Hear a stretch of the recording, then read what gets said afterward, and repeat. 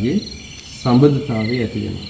එතකොට ඒක අද්දුටුවයි ප්‍රත්‍යක්ෂයි කියලා කියන්න පුළුවන් විදිහටම ඒක සිද්ධ වෙනවා. ඒ විදිහට කළොත් ඒ නිසා ඒ වගේ කෙනෙක් ඒ අසුරට ලැබෙනවා කියන්නේ සද්ධර්මයේත් එක්ක ඒ අසුරට ලැබෙනවා කියන්නේ අනික් දෙවිවරු වේවා අනික් උදවිය වේවා බොහෝ සෙයින් ඒක ආරක්ෂා කරලා ධර්මයට හිත ඇති පරිසරයක් නිර්මාණය වෙනවා.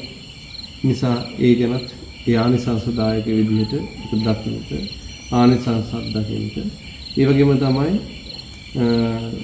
හිංසාකාරී සිතුවිලි එතකොට ඇති වෙන්නේ නැහැ. හිංසාකාරී සිතුවිලි වලින් මඟහැරිලා හිතට සාන්තිය, සාමය, සැපේ උදා වෙන්න ගන්නවා. අනුකම්පාසාරද හිතක් කියන එක හරි සුන්දර දෙයක්. භාග්‍යතුන් වහන්සේ පවා මහා කරුණාවෙන් යුක්තව ලෝකේ දිහා බලපු නිසා තමයි අපිට අද මේ සද්ධර්මයේ ලැබුණේ. මේ උතුම් ජීවිතයේ ලැබුණේ. මේ විදිහට නිකලස් මාවතකින් යුතු උතුම් ජීවිතයක් උරුම කරගන්න ගමනකට එකතු වෙන්න පුළුවන් වෙන්නේ.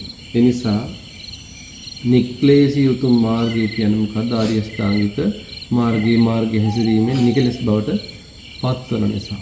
ඒ නිසා ඒ උතුම් අරහත් මාර්ගය නම් වූ නැත්නම් ඒ ආර්ය අෂ්ටාංගික මාර්ගය නම් වූ ඒ උතුම් මාර්ගයේ ගමන් කරමින් කරුණාවද වඩා ගනිමින් මේ වස් කාලයේ තුල සුවසේ පැවිදි ජීවිතය ගත කරන්නට හැමදෙනා වහන්සේලාටම ශක්තිය ධෛර්ය වාසනාව